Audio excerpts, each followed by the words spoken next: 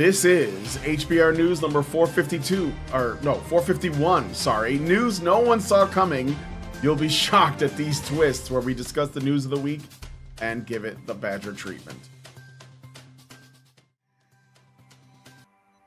Hello everybody and welcome to Honey Badger Radio. Hope you guys are doing well this week and that you're laughing at all of this absurdity so that you are not consumed by it. I'm your host, Brian Martinez, and I'm joined by, as always, my lovely co-hosts, Dr. Rana Cam and Hannah Wallen. We have a great show lined up for you guys today, so please be sure to continue the conversations both in the chat as well as the comment section. On this week's HBR News Show, it just so happens to be kind of a special show. We're going to be looking at 5 stories that are so shocking that you won't believe it. And one of them that's like, I mean, they're going to be completely like out of left field things. Oh. News regarding, they're going to be, what? Those are the stories of the week. News regarding the Scotland hate crime law, gender affirming care for children, women in STEM, and more. So stick around. It's going to be a good time. And be sure to join us afterwards for the patron only show. This week's patron only show, we're going to be continuing from where we left off on our previous great article from Business Insider, which is about the death of the traditional American or typical American nuclear family and why that's a good thing. So if you want to join us for that, it is pure cancer, but like we have to like look at it because it's sort of like gives us an idea of where some people in our population want our society to go. And so we should probably know what our neighbors are up to, or perhaps our teachers and politicians and media figures and so on. So if you want to join us, I was told that cancer was caused by nuclear power. It's funny the curveballs that life throws on you. So anyway, if you want to join us, you have to become a Badger. You can do so by joining up at feedthebadger.com to set up a subscription. $5 a month will get you into our Discord, where you'll be able to enjoy all of the additional content, which includes bonus shows, as well as lots of stuff in the community, workshops for writing and gaming and movie nights and all that good stuff. So yeah, please consider doing that by going to feedthebadger.com /subscribe. And you can also support our monthly fundraiser. It just keeps us going so we can keep on bringing you this interesting content with unique perspectives that you don't get in a lot of other places. And that would be at feedthebadger.com /support to do that. And also be sure to feed our Badger by going to feedthebadger.com /just the tip. You can give Badger Chan a tip and we will read your comment or her on the show. So that is all of those things. And shout out really quick to the Rumble gang for joining us and supporting us on Rumble. We do want to make that, I would like to see that become our primary platform in the near future. It is growing. We were just talking about that a little bit before the show. So yeah, please consider doing that. Okay, without further ado, let us get into today's stories. So first, we're going to be looking at Scotland. You guys remember we covered a hate crime law that was passed in Scotland a while back. Turns out there are some outcomes, I guess. Scotland's new hate crime law, introduced by the Scottish National Party and voted for by SNP, Labour, Lib Dem, and Scottish Green MSPs, has led to a staggering 8,000 complaints in the first week, overwhelming Police Scotland. Critics argue that the law, aimed at addressing hate speech and discrimination, is overly broad and being exploited by political activists and the public for personal or political vendettas. This has sparked a debate on the law's effectiveness, which calls for it to be scrapped as it diverts resources from more serious crimes. Despite the controversy, the Scottish government defends the law, stating it is not impacting community policing. My gosh, it's amazing that something like this would happen. Nothing like this has ever happened before in all of human history. Over and over again, every time the people that never grew up from kindergarten tattling on other people in order to get them in trouble for things that aren't even bad, or paint them as having the wrong things. No, never happened before. Nobody was ever executed for things like this in the past, or anything like that. there's not a huge historical example from a religious perspective in the past. There's definitely not a huge historical example of people being silenced for political perspectives in the past. Nope. This is brand new. I'm shocked. Completely. Completely unique. You definitely couldn't compare it to the Stasi. In fact, I think it's a hate crime for me to have done that, or even to have mentioned the word Stasi within 400 miles of Scotland. By the way, your boy Humza Yousaf, First Minister of Scottistan, was asked about this whole debacle in a fairly recent interview in the last few days, I think. Partly in reference to the hundreds of hate reports filed about him and his famous wait speech from 2020, where he turned up in Parliament and said, everyone in the government is wait, this person wait, and I'm not exaggerating, he went on for 5 minutes just listing off all these people who want to wait. That's your taxpayer dollars, Laddie Jim. Yeah, and arguably the most nakedly racist thing anyone has ever said in any parliament, possibly ever. And yes, I include all those people you're talking about. Even though he didn't just go as far as calling them a brood of vipers. It was like he went on for 5 fucking minutes saying, wait. You can't get more racist than that. Can you guess what his defense was in this interview? You probably can. Quote, the description of those who reference that speech as hatred, I've not even seen anybody who has described in that way that isn't, frankly, part of the far right. Oh, of course. Of course. Now, I'm not sure what he means by anybody who is described in that way. Does he mean that anybody who he was describing as white in that speech is, frankly, far right? Would he be so brazen as to say the quiet part out loud, that all white people are far right? Yeah. If anyone is that brazen, he is, but I don't think... I think he was just saying anyone who criticized me, anyone who criticized that speech is far right. Either way, does that not count as hate speech? Calling anyone who disagrees with you far right? I realize the far right are not a protected group under this law or under any law, but neither are men. And you can indeed be charged with this under this hate crime law for calling someone a man, because it's considered an insult, you see, as is calling people far right.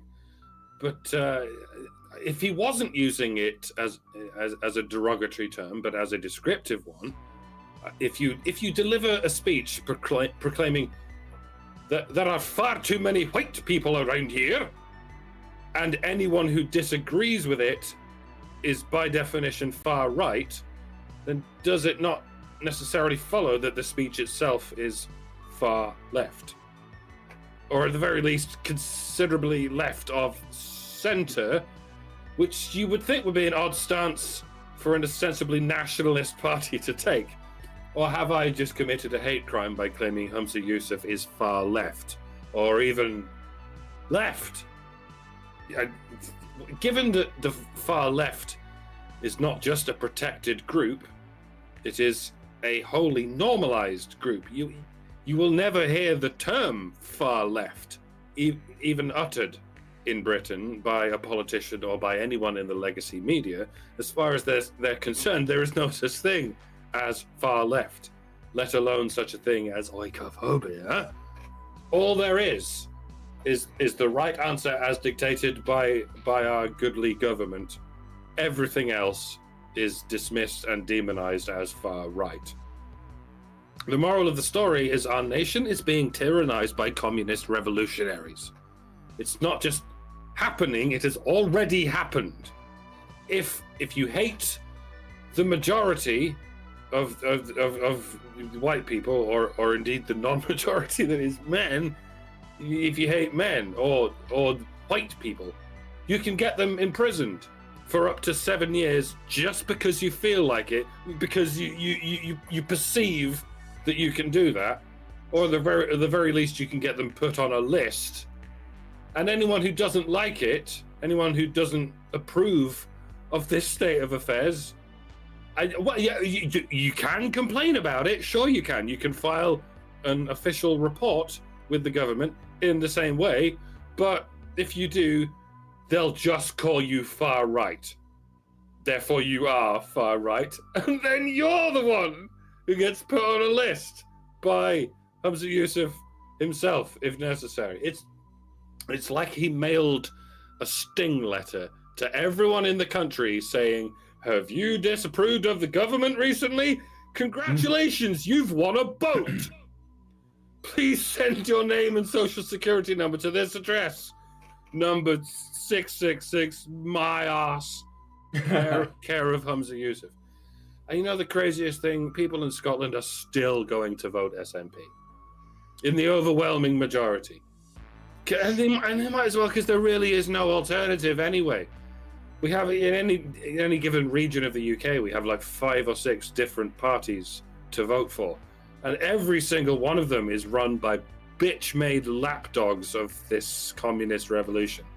Mm-hmm. And we're not even a two-party system. We functionally are, but you have a uniparty like we do. Yeah, it's getting drawn down to a one-party system, which is nothing but Labour. But at least there are, 5 or 6 different parties that aren't even independent, and they're all on the ballot. But it doesn't matter because they're all under the thumb of these communist revolutionaries. Next time I come to the US, can I claim asylum, please? You should. I'm genuinely seeking it at this point. No? Yeah. Can I not? Does that not? Oh, that's weird. Well, all I have to say about that is about this story and what should be done, hopefully by the Scottish people. First of all, y'all need to find out who the descendants of William Wallace are, and then what you need to do is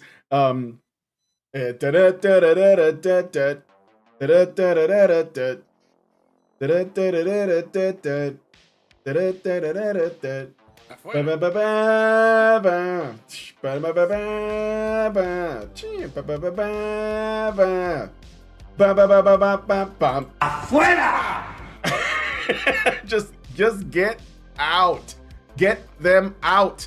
They are not they're not your brethren or whatever. They are not your countrymen. And y'all need a constitution. Everybody needs to have a First Amendment. I offer that we share the First Amendment with the rest of the world. Like, I'm talking to you, Brazil. I know what's going on down there. I'm talking to you, UK and Europe and Ireland. I mean, Jesus. That's the really sad thing is the First Amendment came from the concept of freedom of speech in Parliament. Yeah. So it just spread it to the common man, and the aristocracy, the elite, the self-prescribed better than yous have been enraged and outraged. So they've got their ins and outs going ever since. Yeah. Yeah, well, like I said, well, you know what I think it is too, is that like if the people of the country don't believe strongly in freedom of speech just as a philosophical concept, then you're going to lose it. Like, if Americans stop believing that freedom of speech is important, we will lose it, because it's being attacked all the time, right? So it's only because some Americans, because there's lots of Americans that are like, oh, well, I don't know, I draw the line at hate speech or whatever, right? I think that is a growing number, because people are being educated to think that there is such a thing as hate speech and that it should be stopped.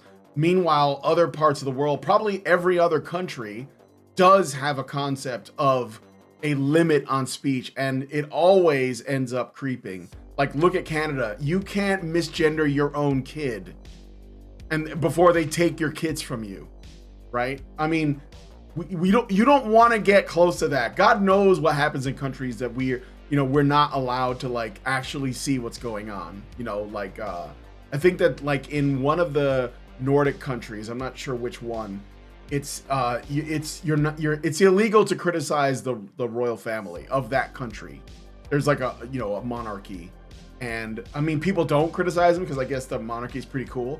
But the fact that there is a law against criticizing that royal family it's like, to me, that's unheard of. But it's not uncommon, So if you're American, don't take that for granted, but realize that it is constantly under threat. And as soon as you give a little bit, it won't stop. They're going to grind away at our freedom until we don't have any. That's what all of that's about. That's what them coming after our guns is about. That's what them trying to change demographics is about. It's all of that. It's basically about taking away like our humanity at the end of the day. So anyway, that's all I wanted to say about that. Scotland creates law backfires. Scotland pretends like that's not happening. What will happen next, I wonder? The dumb thing about hate speech laws is this. The best way to get rid of something that is ignorant and stupid is to put it on blast, right? And then make fun of it, ridicule the fuck out of it, and make it so embarrassing for people to believe and say that nobody does, right? And you can do that if you're right about it being ignorant and stupid. And if you're wrong about it being ignorant and stupid, the best way to get to the bottom of it and actually get to logical conclusions about the information is to actually investigate it and discuss it and debate it and hash it out so that the smartest ideas come to forefront, while making fun of the stuff that is ignorant and stupid if people keep repeating it because they like it better after it has been debunked. Right. And that has worked for centuries. And unfortunately, the effort at controlling thought and beliefs by the elite has resulted in not only centuries of death, pain and suffering, fear, and so on, but also centuries of ignorance and stupidity. Because when the good ideas are ignorant and stupid, right, the ideas that they approve of, the right think, you can't get rid of it by making fun of it, because you go to jail or you get in further trouble depending on the severity of the elite and their behaviors, their opinions. So it's having hate speech laws does nothing but deter advancement in getting rid of ignorance and stupidity. All right, well, anyway, let us know what you guys think about this in the comments. I look forward to your thoughts. We do have quite a few stories to get through, and they're all great. But let us know what you guys think. I got a super chat here from Albert Native Retro. He says, for $5 Canadian, the government already ignored the 14th Amendment when it can to the NCFM's case against selective service. The First Amendment isn't far behind. Oh, well, they're going to keep trying. Yeah. Not National Coalition for Men, but the government, the judges chickened out. What they did was they said, well, Congress is currently debating a law about this right now, so we want to wait and see what they're doing. So we're going to toss it back to Congress, which they've done before with other things. And it's the court has a tradition of not usurping the power of Congress. But I think if another case is reintroduced, they go back and say, well, actually, Congress did nothing about this, then the court will have to address it now because they tossed it back to Congress and Congress whiffed. Yeah, Albert, there is one way to fix the 14th, and it's actually got nothing to do with the 14th Amendment. We can just do something about the 19th Amendment, and then the 14th Amendment won't be a problem. No, I'm not suggesting anything in particular. I'm just saying we could look at number 19 and see if there's any way that 19 will make 14 more palatable. So, considering that there is a solid history of, and it is solid. We've been looking at it in HBR talk of suffrage, men's suffrage in particular, being attached directly to your military service. The concept of military service. In fact, taxation is attached similarly directly to the concept of military service. It started as not a involuntary thing, but as a sort of dues in a club, except that the club was the country, and the leader of the club was the king, and the people who paid dues were the other nobles. And then they charged the people that they had under them as they saw necessary. But it also started out as a means of handling military service. As kingdoms expanded and you couldn't just report in person rapidly because cars didn't exist yet. So you sent money on the regular, and then if you couldn't send troops or go yourself, the king could hire mercenaries in his area to do the same thing. And yeah, it's all about military service. It's all about national defense, essentially. And certain people have been exempt from that the entire time and still gotten the benefits. Yep. And in fact, it's encouraged them to only sort of like, pull the lever, let's say, in their own personal interests, as opposed to the interests of nation.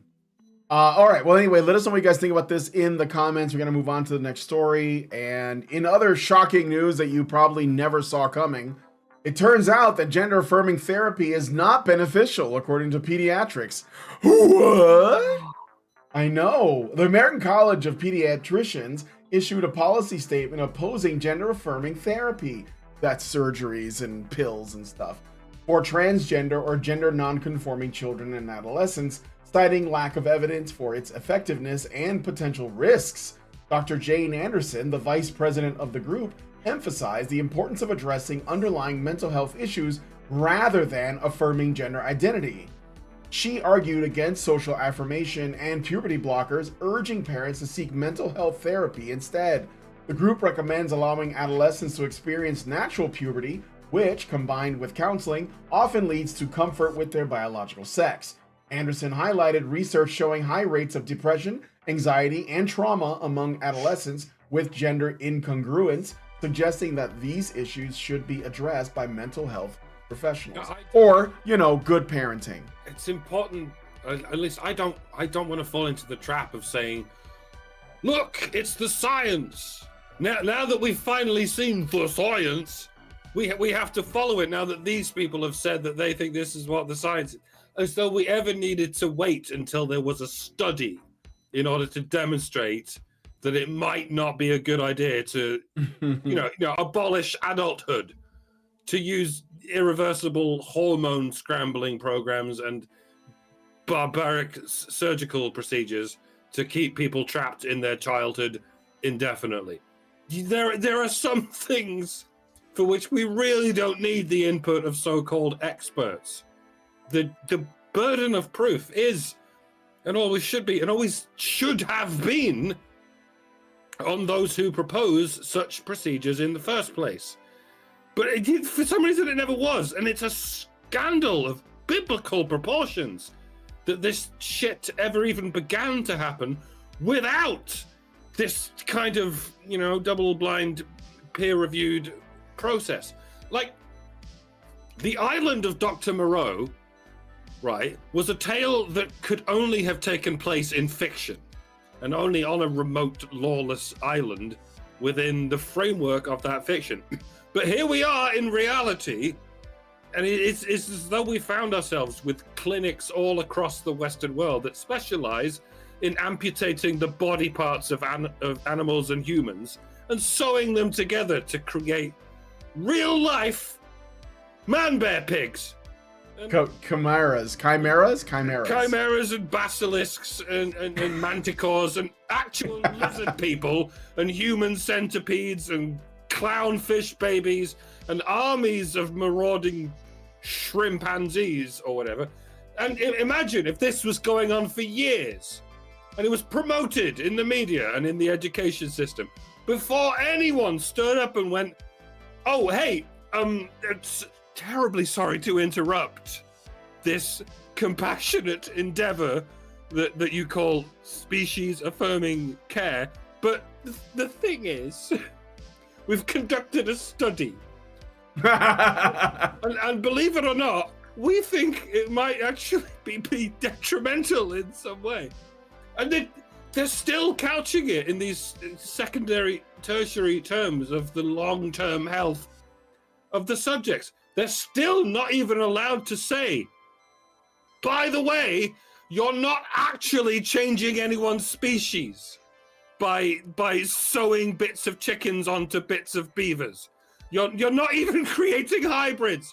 You're literally just making unspeakably gruesome art collages of bits of mutilated animals. Why, in the name of fuck, were you ever allowed to do this? Even in some kind of sealed chamber that you dug out under the basement of an abandoned warehouse in the desert with a sign on the door saying, beware of the leopard. Let alone in state-funded medical facilities across the country.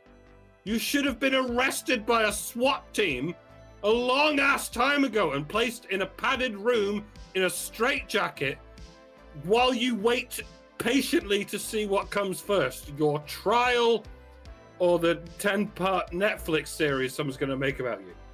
Right to jail, right away. All of this sounds absurd to anyone who cares to listen, and it's because no one's out here.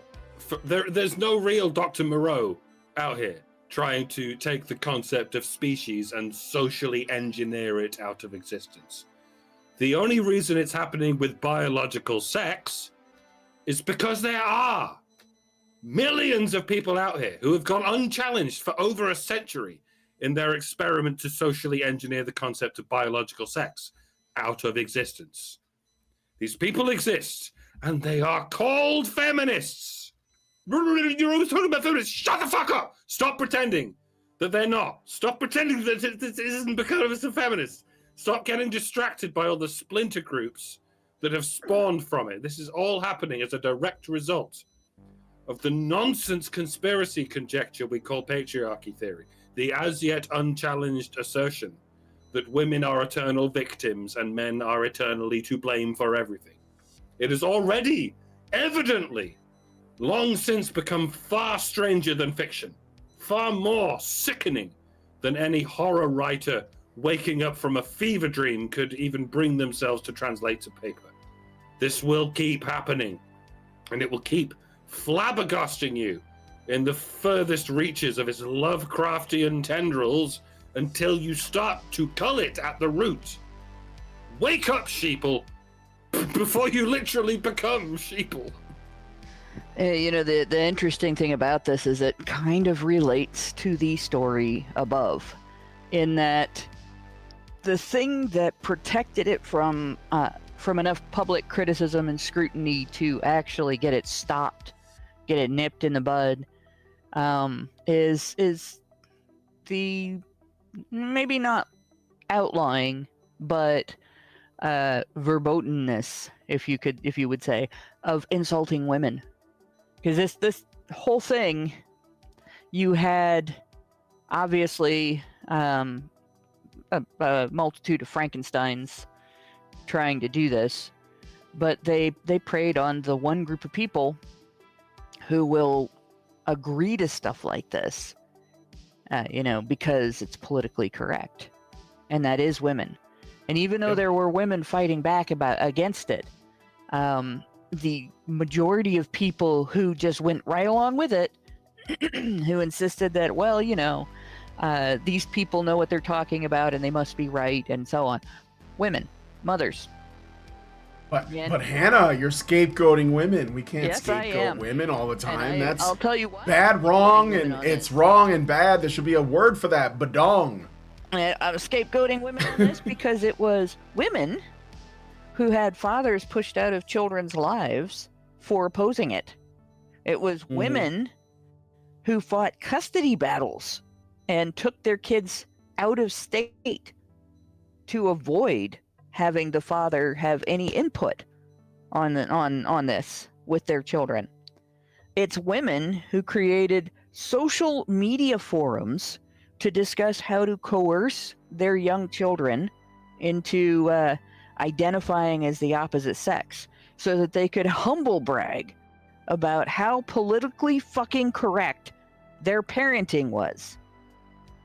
It's women who have had their children drugged and mutilated, and whose children then later have come back and said, gosh, I wish my parents had stopped the doctor from doing this to me.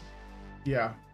Right? Like Jazz Jennings' mother. When women are above criticism and women are too compliant and too fucking vain to challenge this shit, and instead will go along with it because it gives them bragging rights, then yeah, it's time to scapegoat women. And Well, it's not even unfortunately- scapegoating, you're just placing the blame.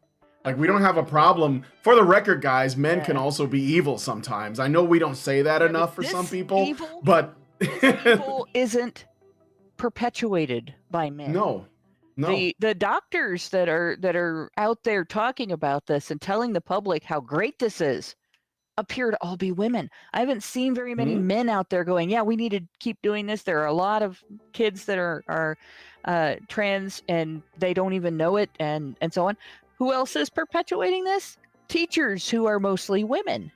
It started in the school systems with gender ideology being substituted for sex education, when they should be teaching little girls that, this is how your body works, and here's how to avoid outcomes that you don't want. They're teaching them, well, you might be boys. And instead of teaching little boys, this is how your body works, and here's how to avoid outcomes that you don't want, they're teaching them to be girls. And they're also teaching them that they're fundamentally evil if they're not girls. Right? So,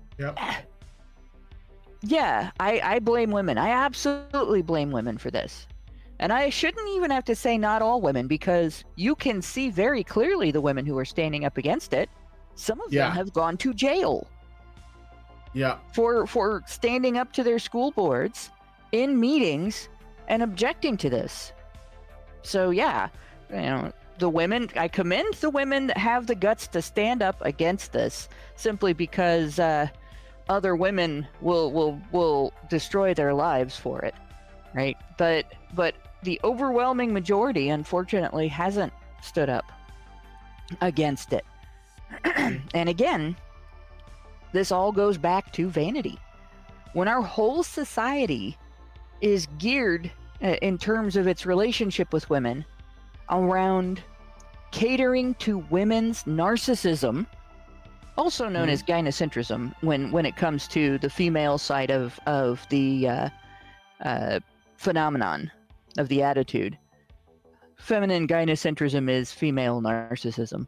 Well, then we fuck up everything, and especially our kids. Everything else gets sacrificed to it.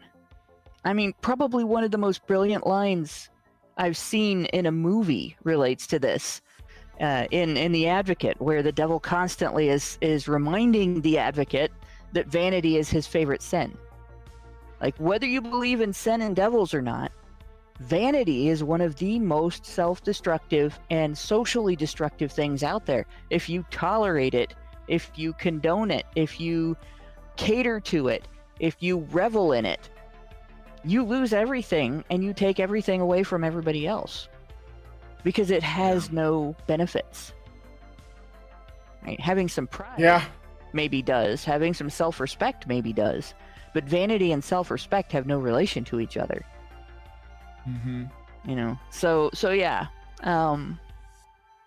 If you can't criticize women, if you can't question women, if you can't offend women, if you have to cater to women's vanity, then your society falls apart. When women have self-respect enough to have some humility, to be prepared to be wrong, to be prepared to be disliked for having the wrong thinks and the isms and the phobias, right? When women can step up and fight back against stupid ideas instead of being gutless, thoughtless, lacking in self-respect, and stupid about it, then our society will advance. And yeah, these are women. These are adults. There is no excuse. They do not have the excuse of being underage. They do not have the excuse of lacking intellectual capability. They are responsible for what they did, and they should be accountable for it. Yep. So before we go on to the next story, I do have a super chat. But before that, I wanted to show you guys something. You may have heard of the high priestess of queer theory, Judith Butler, feminist. Kind of well known. Let me share this. This is a video of her on Twitter saying that lesbians who don't want to expand their category to include trans-identified males are filled with hatred and phobia. This is to show that there's a lot of like supposed second wave feminists, like Julie Bindel, for example, that reject this notion that transgenderism emerged from feminism, which we're saying it has and it always did. They're trying to claim that queer theorist types like John Money and Kinsey, I forget his first name, that they were not feminists, but it was all the same movement. All of this stuff in like queer theory is an offshoot from feminist theory. It's almost like the logical conclusion. So here's a short clip of her saying this. What's the wound to lesbianism, really, if the category of women is expanded to include trans women? What's the wound? Where? How do any of the people who live in that category, how are they actually suffering? It seems to me that what they're suffering from is a kind of hatred or phobia that is overwhelming to them.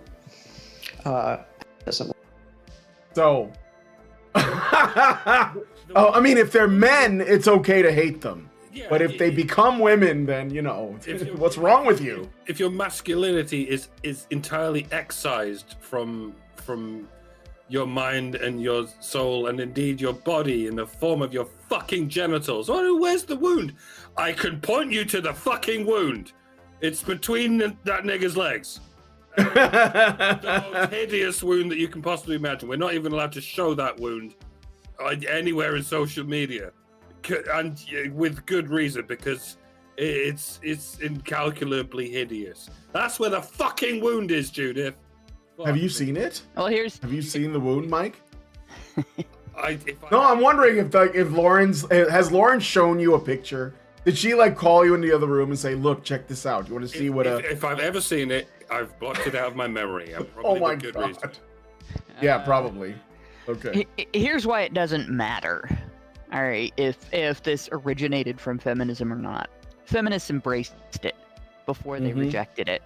And they embraced it and pushed it on society until it started to come back and bite them in the ass.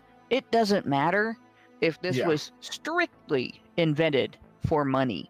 It doesn't matter if it was, if it came out of the fact that our psychological end of medicine has been whistling in the dark for 1,000 years, and instead of actually progressing much, and throwing our institution of psychological medicine in the world is still experimenting on people today with new drugs and such that we don't know exactly how this works or exactly what it does, but we're going to prescribe that you take it every day, perhaps multiple times, to cure something that if it doesn't cure it, you might self-destruct.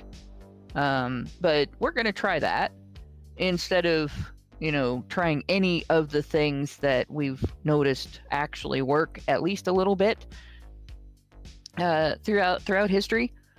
So it's not surprising that surgery for something that maybe has other avenues of treatment that might be more successful is being done, right? Yeah. I mean, like they broke people's brains on purpose. They did surgery that broke people's brains on purpose with an ice pick, by the way. The surgical instrument wasn't a scalpel, it was an ice pick. Nice. Okay. They Sharon Stone shit. Yep. Shocking the brain to kill parts of it and there's still that's still being done. So between and when the drugs that were supposed to stop depression caused suicide, they denied it for 20 years before finally coming out and saying, well, maybe we should be a little bit more careful about this one type of drug. And now they've come out with a drug whose existence is strictly for the purpose of treating the side effects of other drugs that may or may not work. So you go from having this mental health condition to being drugged for the mental health condition into having parts of your brain not work right, and then you start having movements that you didn't tell your body to do, and you can't help them, and they give you another drug to help get that under control, in addition to the drugs that are used to treat the stomach side effects, right, and some of the other things that happen from these drugs. So it's not shocking.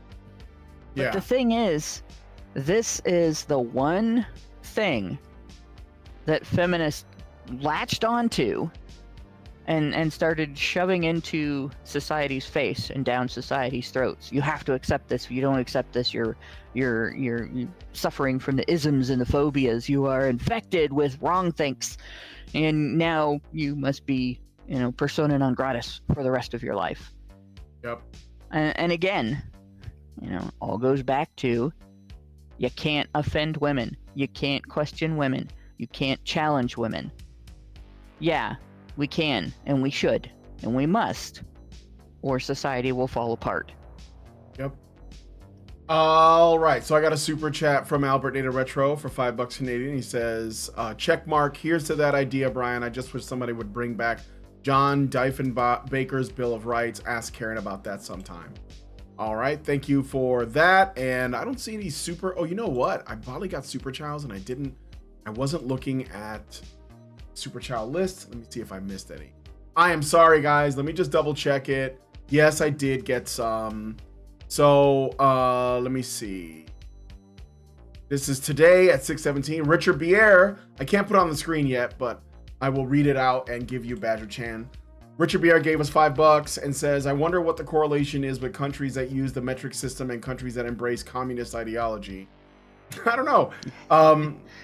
Meredith G gives us $5 and says, HBR News 451, Honey for the Badger. Super chows are better than super chats. Overwhelming the police may be the only way to get the current legislation to overturn the speech law. If they stop the government, we'll leave it in place. Everyone should complain about everything. Yes, absolutely. This is in reference to the Scottish bill. Richard Bier then gives us $5 and says, I wonder if prescribing psychotropic medications like candy was an on-ramp to this thing. Have you? Yeah, I bet it was. Have you heard about associations? Yeah, everybody acts like the science is like the only way, but I think that it comes with its own problems. And I think that anybody who's been paying attention the last 5 years should be extremely skeptical of the science in general. So yeah, I think that's a good idea. Have you heard about the school where the students of a particular marginalized demographic were bullying the students who are gender confused? The progressive left is eating itself as a result. No, but not a surprise. That was going to happen because the purse puppies of these people, they don't always play nice, so and then so thank you for those super chows, and I'm sorry for not displaying them, but I will be able to do that now. And then I got one more from Albert Nader. Says, one more thing, catch up, women most affected, $2 Canadian. Thank you, sir, for that. And I think I played the Julie Bindel thing. I wanted to say one more thing about this, but I can't. Was it Julie Bindel? Is that what? Whatever. Yeah, so we already mentioned all that. So let us know what you guys think about this one in the comments section. Speaking of the medical field, we have another shocking thing that you probably did not know, and now you are you only hear this here, guys. Only here will you learn these far-flung, insane facts about reality. Did you know that women are not actually discriminated against in STEM? What? So, the study conducted by researchers Stephen J. Sessi, Shulamit Khan, and Wendy M. Williams from Cornell University and Boston University provides insights into the state of gender bias within academia's tenure track positions, particularly in STEM fields. The research, published in Psychological Science in the Public Interest, reveals significant progress toward gender equality in areas such as grant funding, publication acceptance, and letters of recommendation. However, disparities persist in teaching evaluations and salary, indicating the nuanced nature of progress. This is according to the article, which is probably not true.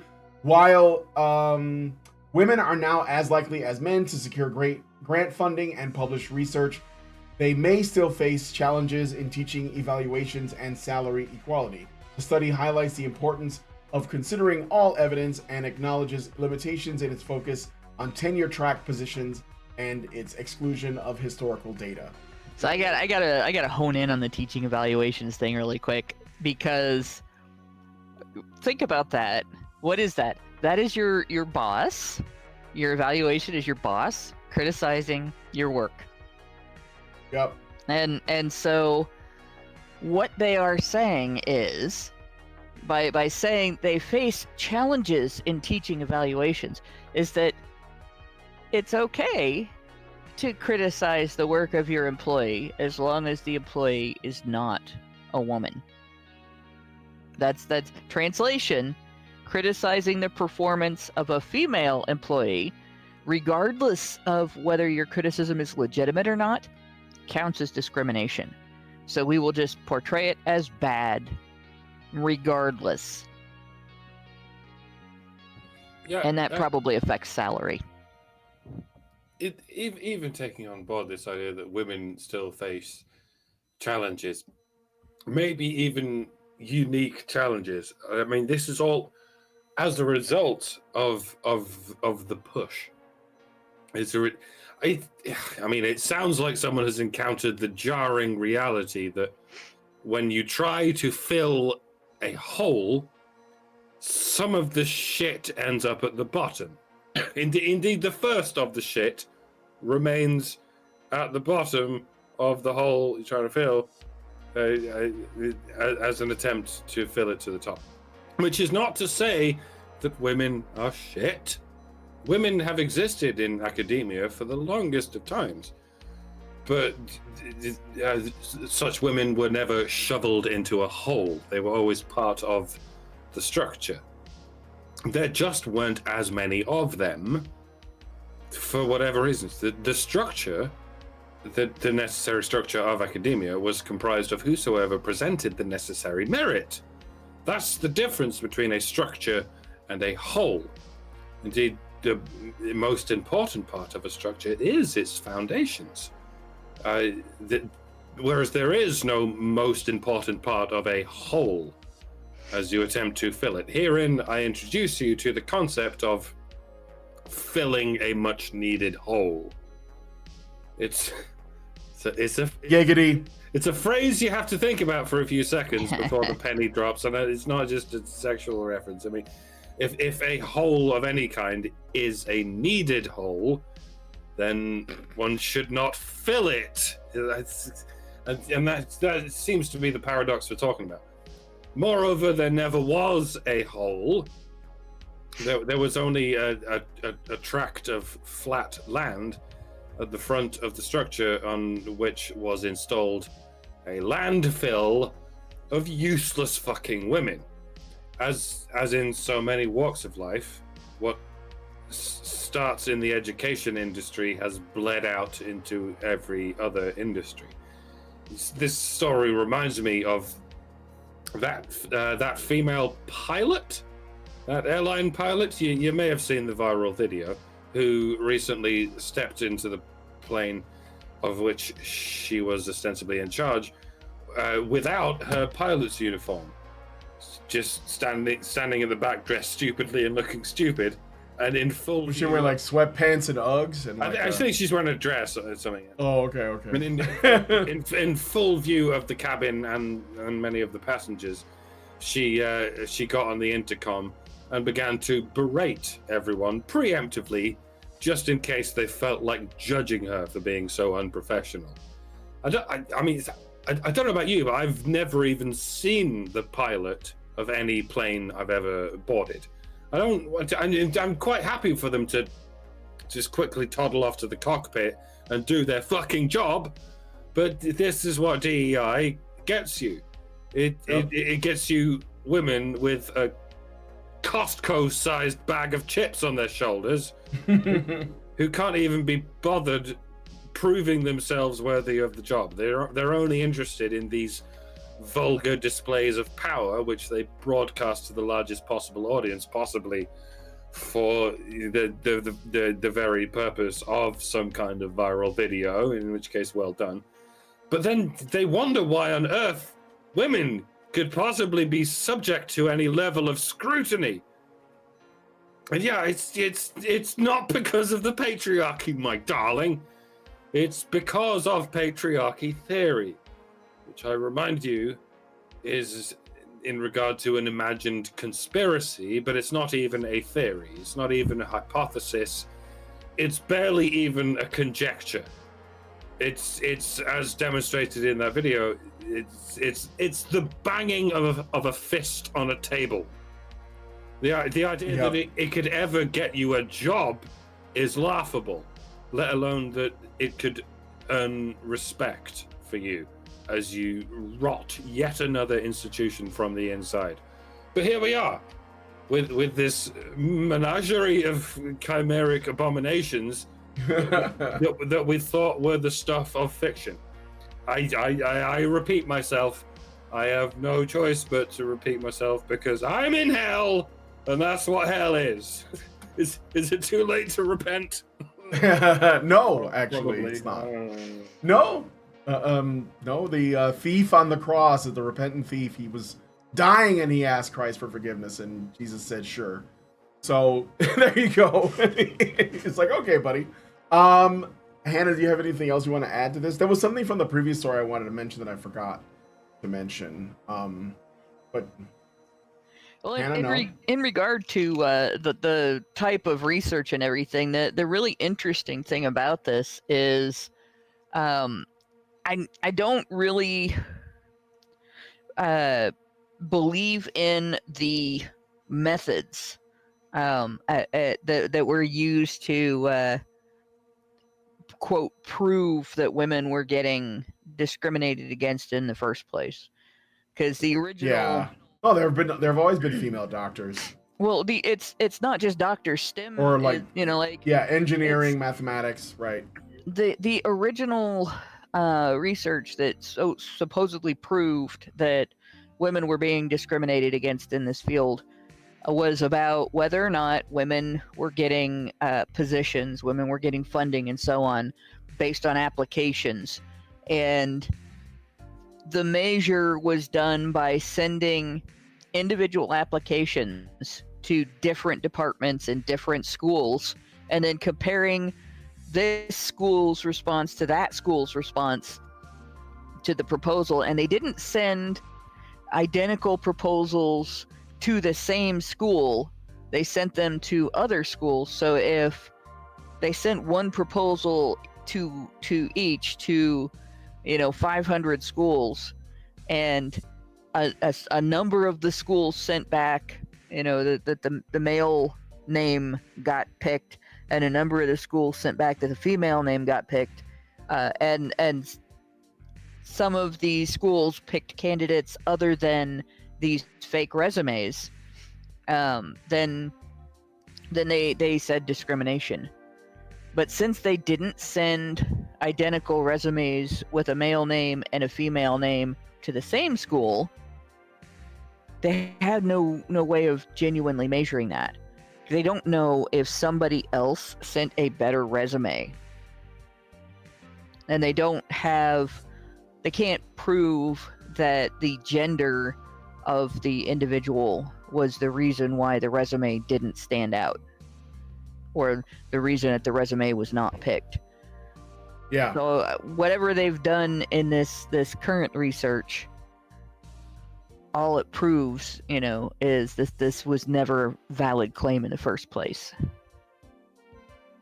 That's right. Ugh. Okay. So I got a super chow, thank you, from Anonymous, and they say for $10, clickbait me not, clickbait me not, clickbait me not, clickbait me not, clickbait me not. Thank you for that. I'm sure that I'll have to ponder that one for a while and get back to you on it. But I appreciate it. And the thing I was going to mention is that, what we were talking about, like how feminists sort of embraced, if not promoted, transgenderism. I think it's partly because they have often talked about wanting men castrated. And I have this study here. I'm going to share it really quick. We won't go through it today, obviously, but this is from PubMed Central.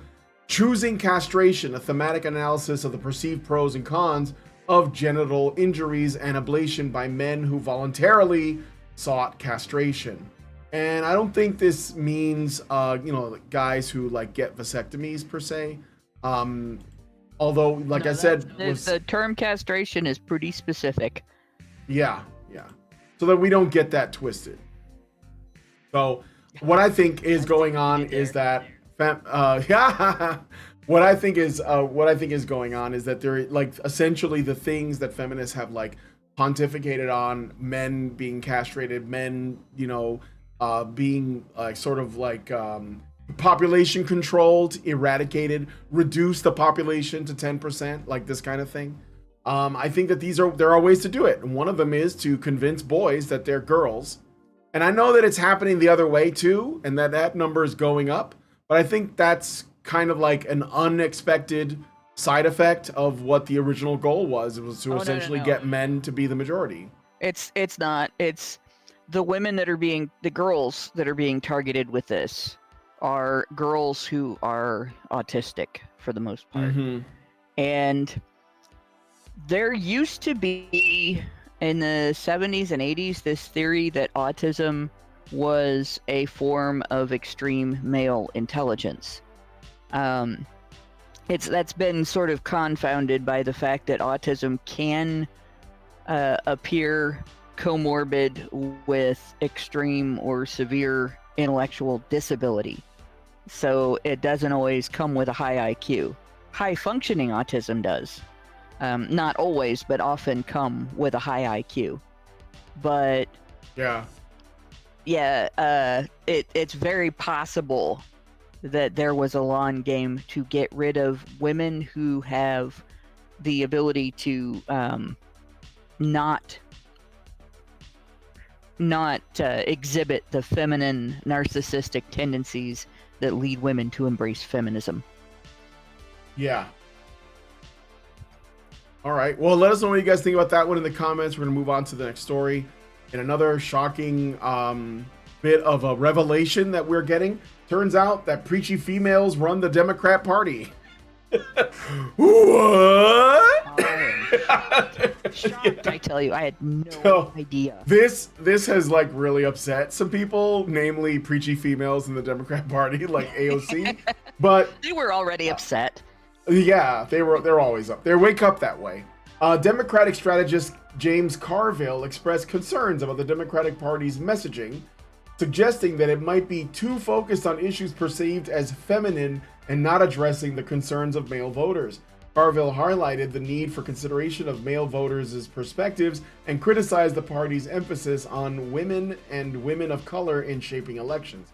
He also commented on President Biden's low approval ratings, likening them to a jarring image that cannot be forgotten. Despite his worries, Carville expressed admiration for Biden's background accomplishments, particularly benefiting Black America. LOL. The Biden campaign is intensifying efforts. Bill?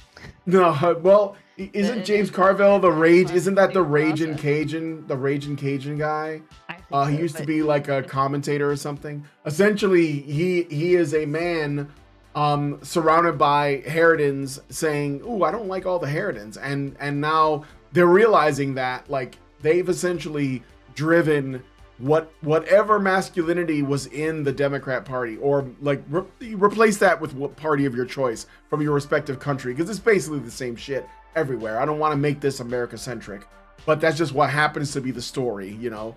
I think that like it's just pushing men out, and I'm okay with that.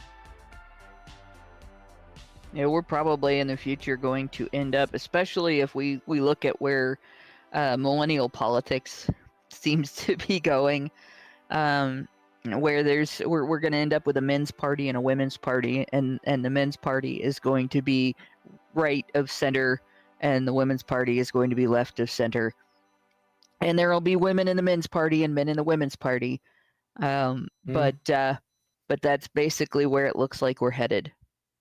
You know, if you look at the next generation.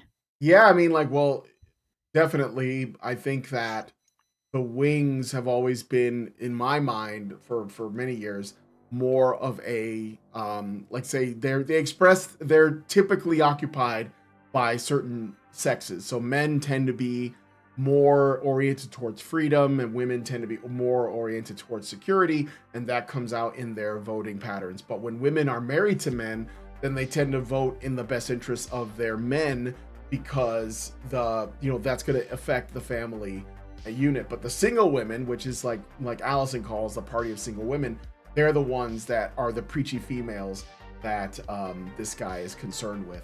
So, and that's, it comes out in, I had a debate with a guy, he's like a libertarian candidate in Canada, which is, it sounds really lonely, but anyway, he was like a libertarian, like, politician in Canada, and I spoke with him a few times, and I told him that, like, the because he was always like saying, oh well, libertarianism is like, it doesn't exist on this left-right spectrum, and I was like, no, you don't understand. Like, you're masculine, that is a wing, and the other wing is feminine. Like, that's what it is. Like, you are not on the fifth plane in another dimension. You are a man on this side, and most men, if you talk to them about what you believe, they probably agree with you like 9 times out of 10.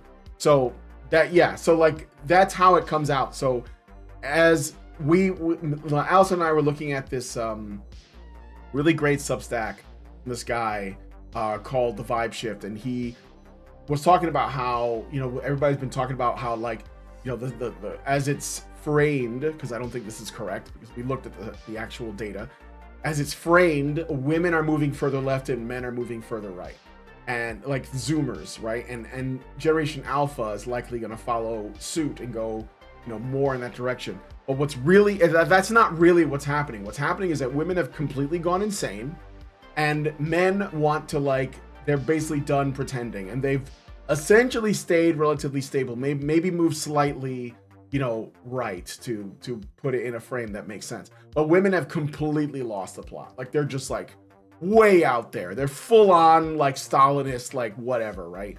And you can see it in the data, and that's what's happening with Zoomer women. So when this guy says too many preachy females are dominating the Democrat Party, there's a little bit of political lingo in there, but if you peel back the layers, you just look at what is being expressed. Essentially, women have gone like 100%, like, I want the state to take care of me. I'm mad at my daddy and I want the state to replace him, kind of a thing. Yeah. So, James Carville, is it? If you're really gonna go down this avenue, have you considered repealing the Violence Against Women Act, or at least balancing out with the Violence Against Men Act? They could just revert to the Family Violence Prevention and Services Act of 1984. Yeah, that might fall under the rubric of addressing what you call too focused on issues perceived as feminine and not addressing the concerns of male voters, end quote. But yeah, this is not going to happen as far as the Democrat Party, let alone the Biden regime, is concerned. Have you considered rolling back, for instance, the Duluth model? Maybe arresting men when they get domestically assaulted by women is perhaps not in the interests of the male voters. But yeah, no, nothing remotely like that is ever going to happen, because that would actually improve the quality of life for the average American. That has never been in the interests of the Democrat Party, or did fucking rhinos, or the Republicans, or the government in general. The purpose of the system is to enslave the people incrementally, one bill at a time, one law at a time. This story goes to show you that they're only interested in getting votes, and they don't do that by working in the best interests of the people doing the voting. Best we can do is empty promises, and that's all you're going to get ever. That's why they inexorably trend towards making empty promises to minorities, because those are easier to obfuscate than empty promises to the majority. They're only interested in stealing, and there's more to steal from the majority than from the minority. And until groups or demographics twist around on that helical vector, that's all there. That's also why they pander to women and not men, even though women are not a minority. For whatever reason, women are more susceptible to empty promises.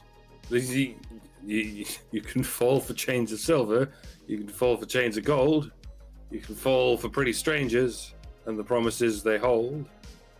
You promised me everything. You promised me thick and thin. Yeah, now you say, oh, Romeo, yeah, you know, I used to have a scene with him. Juliet. I keep singing that Dire Straits song when I think you get. Oh, yeah, I got that. Yeah, well, there's a whole math video about that. But let's is there anything else about this that okay, we're gonna go into the next story then. We're on good time. Let us know what you guys think about this in the comments, and be sure to send a super chow and I will be sure to read it out.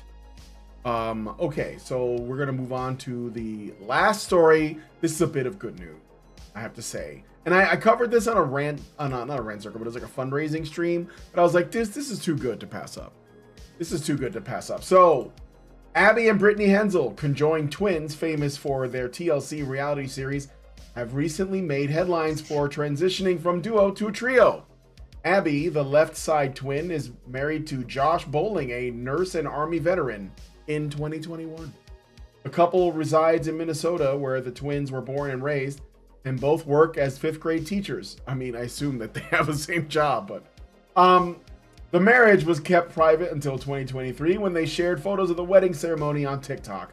A resurfaced clip from the wedding reception shows an intimate moment between the couple. Abby and Brittany were born with a rare condition known as dicephalous conjoined twins, sharing a body and 2 heads, 2 hearts, and 1 genital system.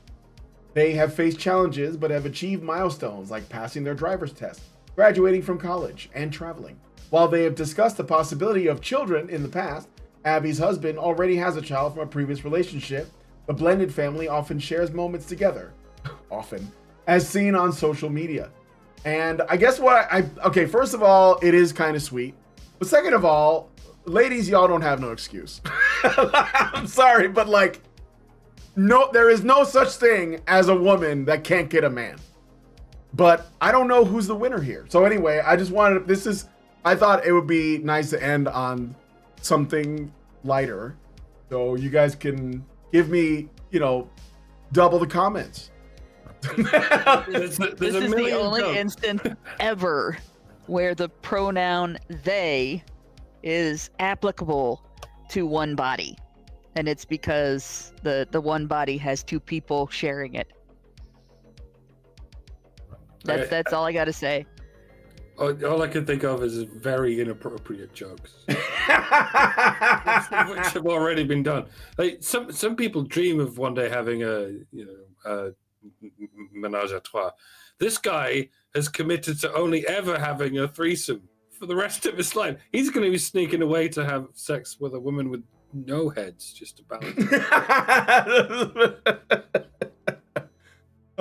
Somebody said, I thought that they only had 1 heart. No, she has 2 hearts that beat as one.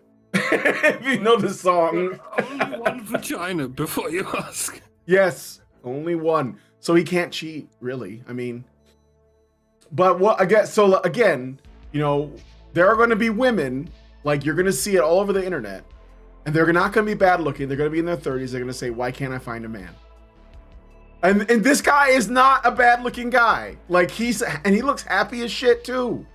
So like men don't have crazy standards, ladies. I'm sorry, they don't. You know. You're making excuses. I have to wonder if this guy does have crazy standards, and he was exactly what he was looking for. I want something from mythology, and I will not stop until I find it. That's like a unicorn, or like an Etten. I don't know, but anyway. So no, but Hannah, they do have to have the most interesting life, because I mean, you would have to learn to cooperate. These are the only women in the world that have learned to each cooperate with another woman, because they have no choice. I imagine that these two ladies, because I've read little bits about them in the past, because I was fascinated by their condition. But I imagine that they probably have unique characteristics in their personalities, just from the fact that they did have to grow up learning to cooperate with each other. You know, like you can't stalk away from somebody angrily if you get into a fight, if you have to share the same body with them. You know, like all of the issues that came up in All of Me, the movie All of Me, would have happened here. Except they could have said them out loud, and you know, except for maybe not the, I don't know how much difficulty they had physically coordinating the body, whether, you know. Yeah, I think one head controls one half the body, and the other head controls the other half. Yeah. So I don't. If you grow up with that, it probably wasn't that much more difficult than learning to walk for a child trying to coordinate a left brain and a right brain. It's just the left brain and the right brain are in two separate heads. But yeah, like they probably have personalities that are particularly good at negotiation and particularly good at handling circumstances where there are different interests that need to be accommodated in the same circumstance, because they would have had to have done that their whole lives. And I mean, people who grow up with siblings maybe have that already to an extent, but again, like, you know, I mean, I grew up with a little brother. Sometimes we wanted to hang out together and watch the same programs and do the same things, and sometimes one of us wanted to watch TV and the other one wanted to go do something in another room, you know, read a book or play a game or whatever, and we could do that. These guys couldn't. So that's kind of an interesting, you know, that now they're married. The really rough thing would be that it'd be difficult for them to have two different husbands, one for each person. Yeah. Because I don't know. I think one of them is gonna be may resign to just being like. Have you heard of DVDA? I don't know what you're talking about. Nobody does, and I'm not going to play it. You know, it would be a challenge though, unless they were, you know, unless they found somebody who, how would you deal with the fact, you know, that your wife and your wife's sister shared the same body, and your wife's sister wanted to have a husband also? Like so there's a lot of sacrifice that has to take place there for somebody. Either she has to also love him, or, you know, she has to put up with being there for the experience without being the main character in the experience. You know, that's it. I don't know very many women who could handle that, and I don't know very many men who could handle another man having sex with their wife's body on the basis that it also is shared by another woman, and it's not their wife that's having the sex. Like that would be difficult. Maybe. Well, Mike, go ahead. Well, I just have to wonder how this works legally. How it relates to polygamy law. Has this guy married? I think he's only married to one of them. So that I think that's is he married to 1.5 women or 0.75 women? I don't understand how that works. Yeah, he's married to one of them, but I'm gonna guess that there was a legally like a special exception. But my guess is that he's getting like a buy one get one free kind of a deal. Like like they're all.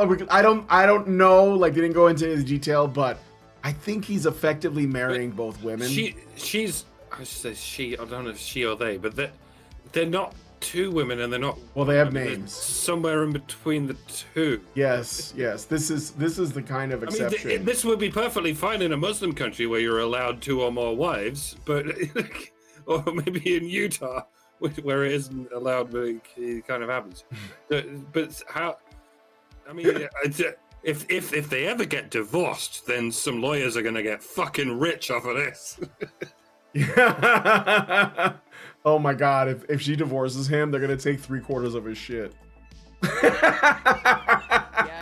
I don't. I hope it works out though. Divorce should be a good idea for anybody in this situation. No. I hope it works out though. Honestly, I think I'd love to see it like go as long as it could without any issues. Plus, I don't know if I could handle twice the nagging. So there's also that. Anyway, somebody in the chat, in the Rumble chat, said, "Don't tell me you're a Gemini." Like that was his pickup line. Okay. I thought I would end it on something kind of light and funny, but I actually like, you know what? I'm glad to see that she found somebody and that there was somebody for them, for her. I don't know. Conjoined twin Abby and Brittany secretly tied the knot with Army veteran. That's another thing too. He's like ex-military. He's probably seen some shit. He's like, you know what? This is okay. But anyway, so any final thoughts on this story? All right, so we're gonna wrap it up then. We're gonna be looking at the remainder of this other article that is sort of like celebrating what might be the collapse of the nuclear family, or at least like pushing for it. So if you want to join us, you have to become a badger yourself by going to feedthebadger.com and setting up a monthly subscription. $5 a month will get you into the Discord, where you'll be able to consume all of the additional content that we have, like the patron-only shows and all of the stuff that's going on in the community. So please consider doing that. And again, if you want to send us a message after this is over, you can send it to feedthebadger.com/justthetip, and we will endeavor to read it on the next show. And one other thing is that we are currently doing our monthly fundraiser, and that is at feedthebadger.com/support. So with all that said, thank you guys so much for coming on today's episode of HBR News. If you like this video, please smash like, subscribe if you're not already subscribed, hit the bell for notifications, leave us a comment, let us know what you guys think about what we discussed on the show today, and please share this video, because sharing is caring. And thank you so much. Have a good night, and we will see you next Tuesday. Are machines, dude. Okay, they are literal machines. They are talking point machines. They are impossible to fucking deal with, especially if you have like a couple dudes who have good memory on top of that too. Holy shit, you're fucked.